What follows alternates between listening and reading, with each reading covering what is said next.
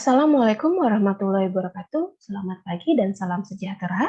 Perkenalkan, saya Alia Siti Sundari. Saya adalah salah satu pengajar di Prodi Teknologi Laboratorium Medis Fakultas Farmasi Universitas Airlangga. Dalam pembelajaran semester ini, saya tergabung dalam mata kuliah Bakteriologi 4 sebagai salah satu tim pengajar. Pada perkuliahan Bakteriologi 4 ini, mahasiswa akan diberikan materi terkait karakteristik dan prosedur identifikasi laboratorium untuk bakteri patogen gram negatif meliputi Vibrio, Helicobacter, Haemophilus, Bordetella, Neisseria, Mycobacterium, Leptospira, Mycoplasma, infeksi kelamin, infeksi saluran kemih, dan infeksi cairan otak. Sesuai dengan rencana pembelajaran semester atau RPS yang digunakan sebagai acuan oleh mahasiswa, pada mata kuliah Bakteriologi 4 ini, mahasiswa akan belajar spesifikasi mengenai karakteristik gejala klinis, epidemiologi, patogenitas, virulensi, pemeriksaan laboratorium, pengobatan, serta pencegahan akibat infeksi yang disebabkan oleh bakteri patogen gram negatif. Setelah mengikuti pembelajaran pada mata kuliah ini, capaian yang diharapkan yaitu mahasiswa mampu menguasai konsep teoritis tentang infeksi yang disebabkan oleh bakteri patogen gram negatif, serta mengetahui konsep umum, prinsip, serta operasional standar terkait pemeriksaan laboratorium, serta memiliki pemikiran logis, inovatif, dan bertanggung jawab atas hasil kerja secara mandiri. Referensi yang digunakan untuk mata kuliah ini sebagai pembelajaran oleh mahasiswa sudah tercantum dalam RPS mata kuliah Bakteriologi 4. Pembelajaran akan dilakukan dalam 16 kali tatap muka yang terbagi menjadi 12 kali perkuliahan, 2 kali tatap muka untuk studi kasus dan review jurnal, 1 kali tatap muka untuk ujian tengah semester, dan 1 kali tatap muka untuk ujian akhir semester. Metode pembelajaran pada mata kuliah ini yaitu dilakukan secara tatap muka, offline di kelas dengan penyampaian materi dengan metode ceramah. Mahasiswa akan diberikan contoh terkait studi kasus sesuai dengan topik perkuliahan. Pembelajaran dilanjutkan dengan sesi diskusi, tanya jawab dengan mahasiswa. Hal ini memberikan kesempatan kepada mahasiswa jika ada materi yang belum dipahami, bisa ditanyakan dan didiskusikan dalam kelas.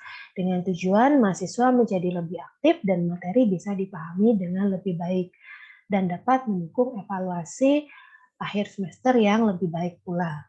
Di masa pandemi ini, perkuliahan tetap menerapkan protokol kesehatan sesuai dengan edaran yang telah dikeluarkan oleh Universitas Airlangga, yaitu selama perkuliahan wajib menggunakan masker dan menjaga jarak satu dengan yang lainnya selama perkuliahan berlangsung. Metode pembelajaran lain yang saya terapkan yaitu student center learning, di mana mahasiswa wajib membuat tugas atau membuat resume terkait topik perkuliahan. Hal ini bertujuan untuk meningkatkan keterampilan mahasiswa belajar secara mandiri dan meningkatkan keaktifan dalam berdiskusi di kelas selama penyampaian materi. Inovasi pembelajaran yang saya terapkan yaitu mahasiswa akan melakukan presentasi jurnal dalam kelompok kecil atau small group discussion yang akan dilakukan pada pertemuan 13 dan 14. Tujuan dari small group discussion ini untuk mengukur dan menilai pemahaman mahasiswa serta menambah sumber referensi tambahan terkait topik perkuliahan. Fungsi lainnya yaitu untuk memberikan fasilitas dan meningkatkan kemampuan mahasiswa dalam berdiskusi, berpikiran secara logis, bertanggung jawab, mengungkapkan pendapat dan berargumentasi, melatih kejujuran dalam menjawab pertanyaan, serta meningkatkan kemampuan berkomunikasi dalam sebuah forum. Penilaian yang dilakukan terhadap mahasiswa yaitu dengan pemberian minimal 2 kali tugas dan kuis terkait perkuliahan yang telah diberikan. Untuk tugas dan kuis, saya menggunakan platform Hebat e-Learning sebagai fasilitas untuk melakukan monitoring dan penilaian tugas terhadap mahasiswa. Penggunaan platform Hebat e-Learning ini juga dapat diakses secara mandiri oleh mahasiswa untuk mengetahui nilai yang diberikan oleh tim dosen. Evaluasi akhir pada perkuliahan ini meliputi penilaian dari ujian tengah semester, ujian akhir semester, kuis dan tugas, review jurnal, dan soft skill meliputi keaktifan serta ketertiban selama perkuliahan berlangsung. Untuk nilai UTS diberikan bobot 30%, untuk nilai UAS diberikan bobot 30%,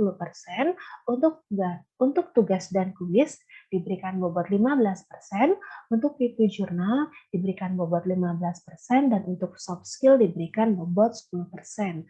Untuk penilaian yang diberikan, dosen menggunakan sistem cyber kampus yang dapat diakses secara mandiri oleh mahasiswa untuk mengetahui nilai yang diberikan oleh tim dosen. Topik yang akan dibahas pada video saat ini yaitu perkuliahan pada minggu ke-11 untuk topik leptospira. Capaian yang diharapkan setelah mahasiswa mengikuti perkuliahan topik ini yaitu mahasiswa mengetahui dan memahami karakteristik epidemiologi, patogenitas, virulensi, gejala klinis, pemeriksaan laboratorium dasar, pengobatan dan pencegahan terkait infeksi yang disebabkan oleh leptospira. Sistematika pada perkuliahan ini yaitu sebelum perkuliahan berlangsung, mahasiswa sudah membuat resume, sudah membuat tugas terkait topik perkuliahan. Kemudian dilanjutkan dengan pemberian materi secara offline dengan metode ceramah, dan di tengah-tengah perkuliahan akan diberikan sesi tanya jawab sesuai dengan topik yang disampaikan. Di akhir perkuliahan akan diberikan kesempatan untuk tanya jawab dan diskusi jika ada materi yang belum dipahami oleh mahasiswa. Setelah ini akan saya tampilkan video terkait pembelajaran offline yang telah saya lakukan. Assalamualaikum warahmatullahi wabarakatuh. Kemarin sudah saya beri tugas ini untuk pemanasan. Jadi supaya apa yang saya jelaskan hari ini kalian sudah ada gambaran, sudah tahu apa yang akan kita bahas hari ini. Perkuliahan kita hari ini akan membahas tentang leptospira. Apa itu leptospira? Ya, spesifiknya?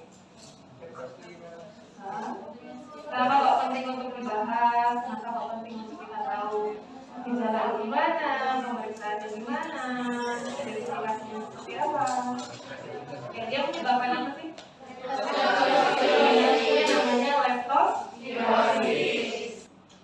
Topik pembahasan kita hari ini, kita akan membahas karakteristik dari leptospirosis seperti apa, kemudian epidemiologi dan pencegahannya seperti apa, transmisi dan virulensinya seperti apa, kemudian pemeriksaan laboratorium, pengobatan dan pencegahannya seperti apa.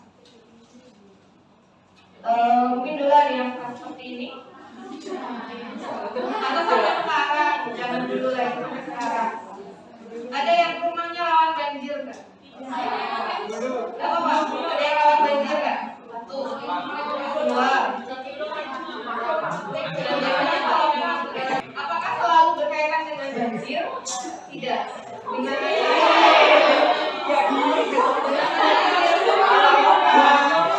Atau yang berhubungan dengan daerah-daerah kayak aliran air itu juga infeksi sebagai penyebab infeksi atau bakteri.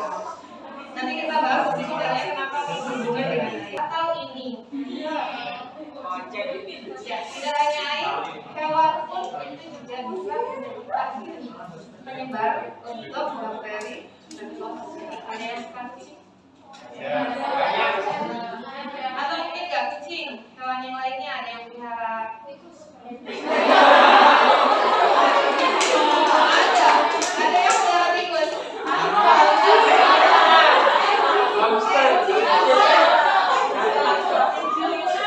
Apakah hanya hewan peliharaan?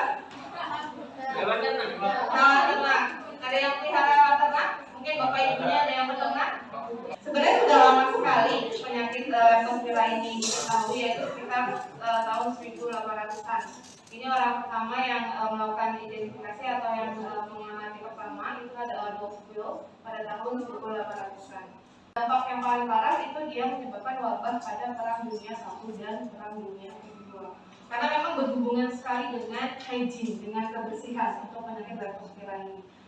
Tapi pada tahun 2013 ini CDC menyatakan bahwa sudah ditemukan obat yang bisa menyembuhkan penyakit leptospirosis.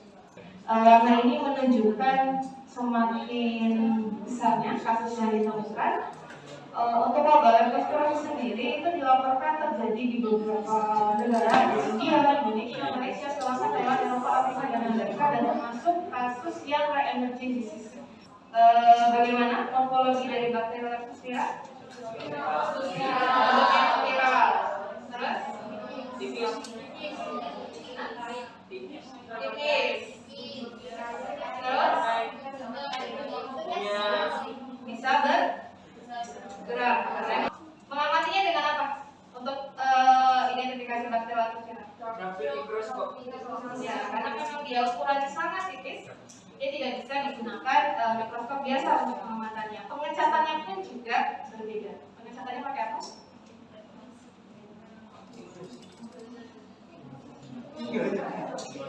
Pengecatannya pakai apa? Pakai silver oxide.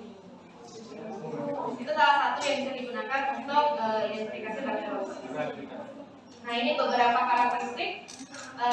Dia soleta, dia bersifat aerobik, dia motil, bentuknya spiral, kemudian kedua ujungnya berkait, melengkung, kemudian ukurannya sangat kecil sekali, tidak bisa diamati dengan mikroskop binokular biasa, dia harus menggunakan mikroskop lapang panjang dengan pengecatannya juga khusus. Kemudian suhu pertumbuhannya itu 28-30. Jadi kemudian sudah ada 21 spesies yang teridentifikasi dan 13 spesiesnya itu terdeteksi pada manusia atau bisa menyebabkan infeksi pada manusia. Ini beberapa contoh serogroup dan serofar. Nah, jadi dari spesies itu nanti masih dikelompokkan juga, ada serofar, ada serogroup. Dan itu sudah ditemukan sekitar 24 serogroup dan lebih dari 300 serofar. Kemudian yang paling patogen atau yang memang sering menyebabkan infeksi pada manusia itu yang Leptospira interrogatus. Itu yang memang paling dominan di antara leptospira yang lainnya. Dan ini agen penyebab utama atau biangnya. Dari leptospira ada berbagai jenis hewan pengerat. Ya, tikus. Karena kan spesiesnya beda-beda. Pada hewan pengerat ini, leptospira itu dia berteman, tidak menyebabkan sakit pada hewan ini. Jadi sistem imunnya itu tahan terhadap bakteri leptospira. Tapi kalau misalnya hewan ini menjadi pembawa, kemudian dia buang air kecil, dan kita berinteraksi dengan daerah yang ada urin dari hewan ini, kalau misalnya bagian tubuh kita ada luka, atau mungkin kita tidak sengaja memegang, kemudian kena bagian-bagian mukosa dari tubuh kita, masuk ke dalam badan kita, baru kita akan terinfeksi. Ini ada epidemiologinya. Secara umum memang leptospirosis itu hampir sama dengan beberapa penyakit yang memang ada gejala demam. Makanya perlu dilakukan pemeriksaan yang spesifik. Dia dikatakan demamnya itu mirip dengan dengue, juga dengan tipes. Gen pembawanya ada hewan pengerat itu. Dia juga berhubungan dengan imunitas. Nanti akan dijelaskan juga untuk respon imun seperti apa yang ditimbulkan untuk seorang yang terinfeksi leptospirosis. Dan diduga sekitar 7-10 juta orang ini terinfeksinya setiap tahun.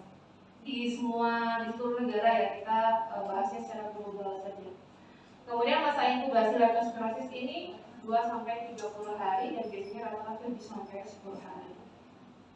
Epidemiologinya untuk distribusinya, dia termasuk waterborne disease. Penyebarannya itu lewat air. Seperti tadi yang saya jelaskan, itu lewat urin yang dikeluarkan oleh hewan pembawa bakteri leptospira. Untuk distribusinya itu hampir terjadi di seluruh Indonesia. Nah ini dia kategori KLB pada tahun 2002, 2004, 2011, dan 2012. Angka kematiannya memang sangat kecil sekali, peluangnya 1 hingga 5% saja. Karena memang tidak semua orang yang terinfeksi leptospirosis itu langsung gejala berat. Ada dia memang hanya kategori gejala ringan saja, kemudian sistem imun tubuhnya sudah bisa merecovery atau melawan bakteri yang ada dalam tubuh, dan dia bisa sembuh tanpa sampai masuk ke gejala berat. Nah, ini beberapa gejala yang ditimbulkan kalau seseorang terkena penyakit leptospirosis. Jadi dia demam, kemudian badan lemah, nyeri otot, kemudian mual muntah juga, sakit kepala, mata merah, kulit kekuningan, dan nyeri di bagian otot betis. Nyeri di bagian otot betis itu dikatakan sebagai ciri spesifik juga untuk seseorang yang terkena leptospirosis. Bagaimana transmisi dan penularan dari leptospirosis? Tadi sudah dibahas sedikit. Apa yang masuk melalui luka?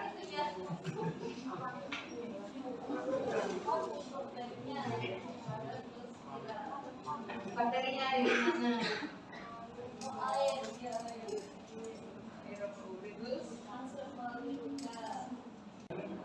Ada yang mau menambahkan? Ya, silakan. Sama atau beda?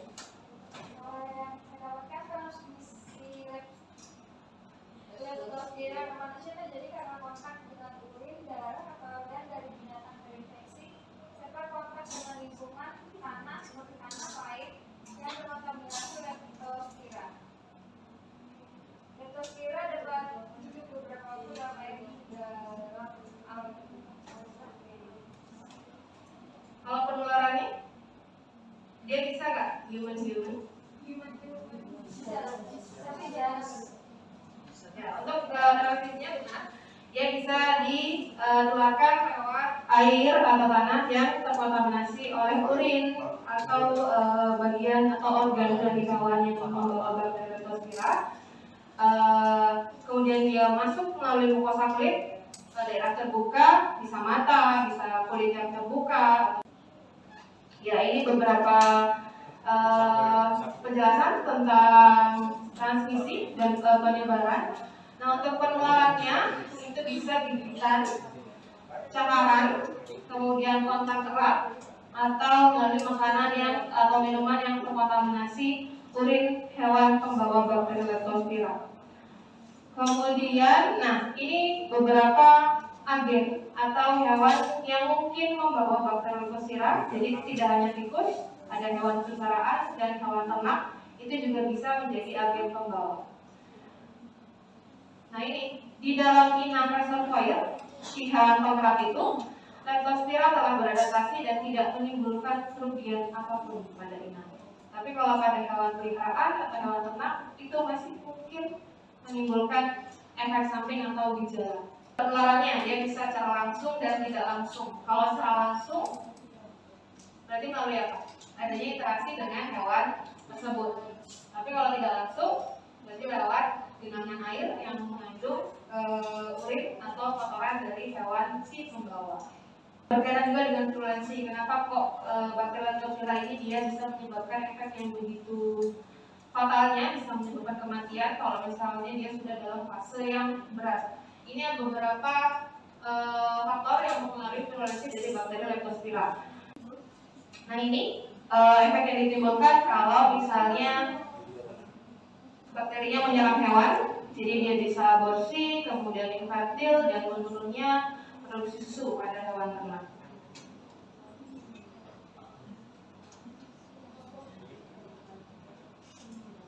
Ada yang mau ditanyakan dulu mungkin sampai di sini?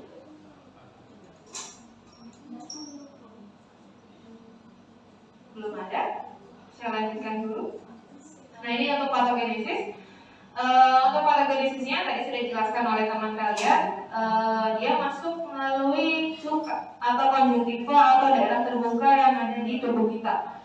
Kemudian bakterinya akan melakukan multiplikasi atau melakukan penggandaan dan dia akan menyebar. Kemudian dia bisa juga menyebabkan kerusakan endotel di bagian pembuluh darah karena memang dia menginfeksi di bagian pembuluh darah juga. Makanya salah satu sampel yang bisa digunakan untuk identifikasi leptospira itu bisa menggunakan darah karena memang dia infeksinya ada di dalam darah juga.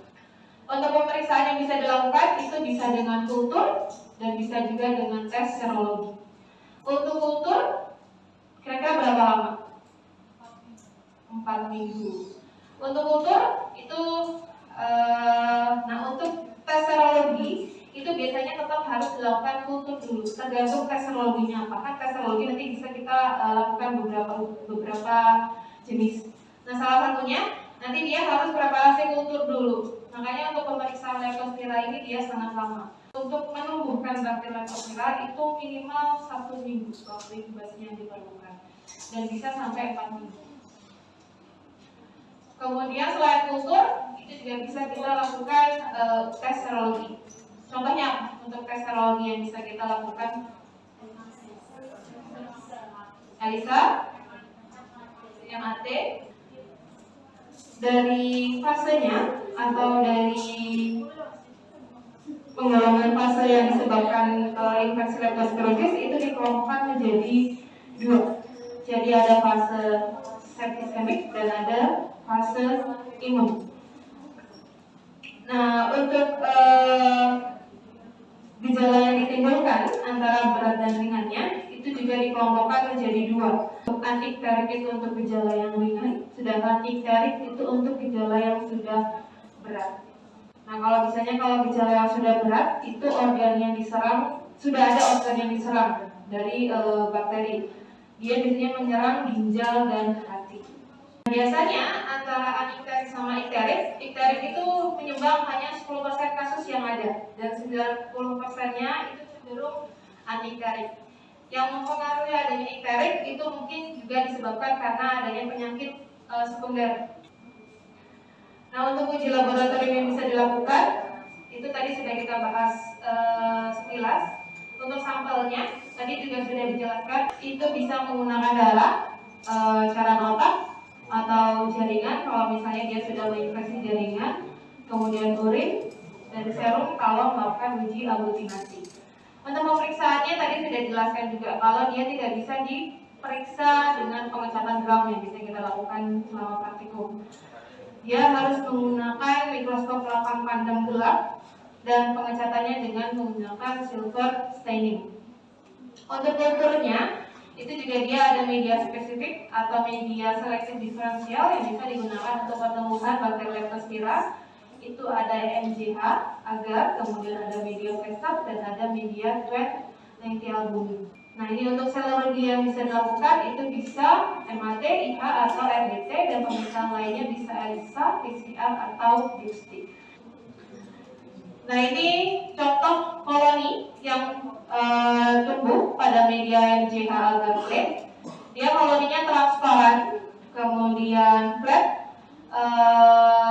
dan sirkular. Terkait pemeriksaan, itu kan pasti ada satu jenis pemeriksaan yang digunakan gold standard untuk diagnosa penentu hasil. Dari uji ini uji apa? MAT. Kenapa?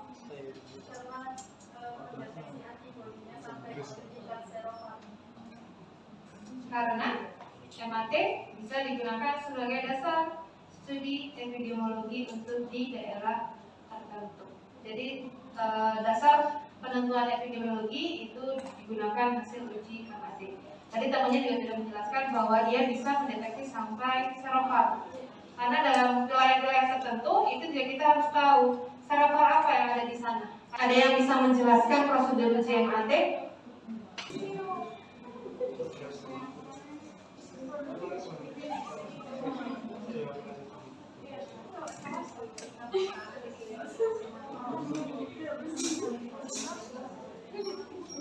Untuk cara melakukan tes microscopic agglutination test atau MAT, yaitu dengan cara serum penderita direaksikan dengan suspensi antigen serofar leptospira hidup atau mati.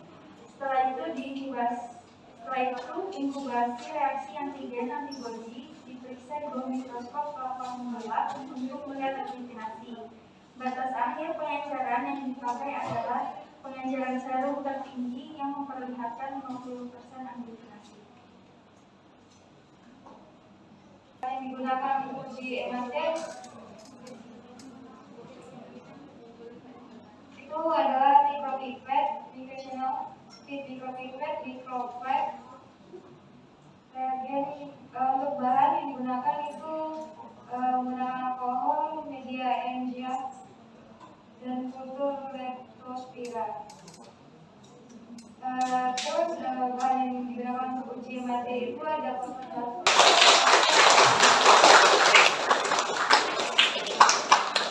Dari penjelasan Lawrence dan Media, ringkasnya kultur bakteri yang digunakan itu umurnya sekitar 5 sampai 9 hari dan ditemukan pada media MGH. Kemudian selain kultur bakterinya, ada juga antigen leptospira yang bisa digunakan untuk deteksi antigen antibodi. Kita juga akan menggunakan mikroskop dan gelap untuk mengamati ada tidaknya halusinasi atau bakteri hidup pada sampel yang diujikan. Inkubasi yang dilakukan itu 20 sampai 30 derajat selama minimal 2 jam, maksimal 4 jam. Mengamati ada tidaknya aglutinasi atau gumpalan pada reaksi antigen antibodi leptospira yang kita ujikan. Cara mengetahuinya, kita gunakan mikroskop 8 pandang gelap. Cukup kita ambil satu tetes saja, satu droplet saja dengan menggunakan mikropipet, dan kita amati ada tidaknya gumpalan pada sampel yang kita gunakan. Nah, untuk penentuan seseorang itu positif terkena leptospirosis jika titer yang digunakan pada pengujian pertama dengan pengujian kedua itu ada kenaikan 4 kali lipat. Ya, ini ada beberapa yang bisa dilakukan sebagai upaya pencegahan. Yang pertama, mencegah kontaminasi urin dari binatang. Jadi kalau ada hewan piaraan atau hewan ternak, usahakan aliran airnya itu berbeda antara yang kalian konsumsi dengan yang digunakan untuk hewan. Gunakan aliran yang berbeda. Jangan gunakan sumber yang sama. Takutnya nanti ada kontaminasi dan lain sebagainya. Kalau punya hewan piaraan, pastikan melakukan imunisasi. Kemudian memakai pelindung diri sebisa mungkin. Nah, ini biasanya berkaitan juga dengan pekerja yang beresiko. Pengendalian banjir.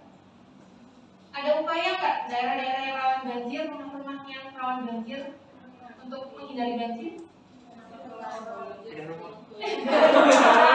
Boleh pindah rumah itu tanya temennya ya, siapa tahu disediain.